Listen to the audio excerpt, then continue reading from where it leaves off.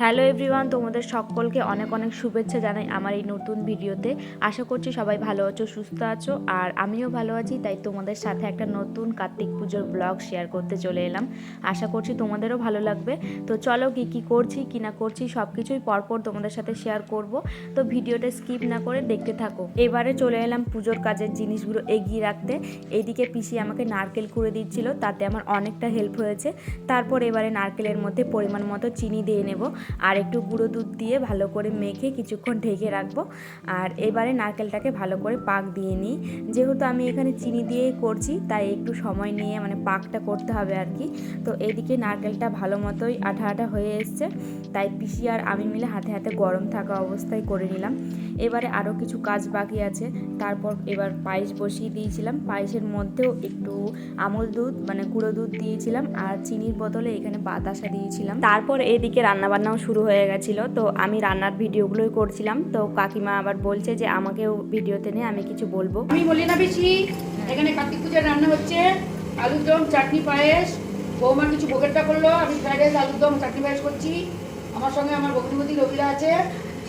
আমরা এই কাজটা করে আবার আরেকটা কাজে যাবো। ওটা প্রিয়াগড়ের একটা কাজ আছে। তোমরা লাইক করো বলি না পিসিকে।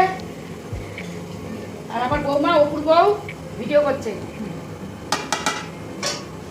এখন প্রায় রান্নাবান্না কমপ্লিট। এখানে আছে ফ্রাইড রাইস, আর তার সাথে আছে আলুর দম, আর কাজু কিশমিশ দিয়ে করেছিল একটু চাটনি, আর তার সাথে আছে পাঁপড়। তো এই ছিল আজকের মেনু।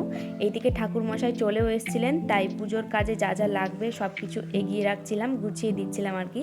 তো এখানে শাশুড়ি মা আতপ চাল ভিজিয়ে রেখেছিল, তার মধ্যে আমি আলাদা আলাদা করে ফল দিয়ে নিচ্ছি এক একটা করে। তারপর একটা করে বাতাসা দিয়ে নিচ্ছিলাম। আর এদিকে গোটা ফল যেগুলো ছিল তার মধ্যে সিঁদুর দিয়ে নিচ্ছিলাম 3টে করে। আর এদিকে সব কিছু আগে থেকেই গুছিয়ে নিয়েছি। তার মধ্যে আবার একটা করে তুলসী পাতা দিয়ে নিয়েছি, কারণ তুলসী পাতা অত্যন্ত প্রিয় ঠাকুরের। সব কিছু খাবারের মধ্যে তুলসী পাতা দিতেই হয়। আর এদিকে এখন ফল, বাতাসা, মিষ্টি, ভোগ যেগুলো ছিল সেগুলো একটু এগিয়ে রাখছি। এদিকে পুজোর কাজ সম্পূর্ণ রেডি। ফাইনালি ঠাকুরমশাই পুজো শুরু করে দিয়েছেন, তাই আমি কাসর বাজাচ্ছিলাম। সত্যি বলতে আমি শঙ্খ অত ভালো মতো বাজাতেও পারি না, তাই আমি কাসরটাই হাতে তুলে নিয়েছিলাম। তো যাই হোক, এবারে প্রদীপের তাপ নিয়ে নিচ্ছি। আর যারা বাইরে বসেছিল তাদেরকে দেওয়ার জন্য শাশুড়িমা বাইরে নিয়ে গেল এবারে। তারপর এখন হবে যজ্ঞ, তাই এখানে যজ্ঞের জন্য যা কিছু লাগবে সবটাই শাশুড়িমা রেডি করে রেখেছিল। তাই প্রথমে ইট পেতে তার মধ্যে বালি দিয়ে কিছু কাঠ দিয়ে যজ্ঞ শুরু করলেন ঠাকুরমশাই। এতে আমার কাজ ছিল 21টা বেলপাতা দিয়ে তার সাথে কাঠের গুঁড়োর মতো কিছু একটা জিনিস, তার নামটা ঠিক আমি বলতে পারছি না।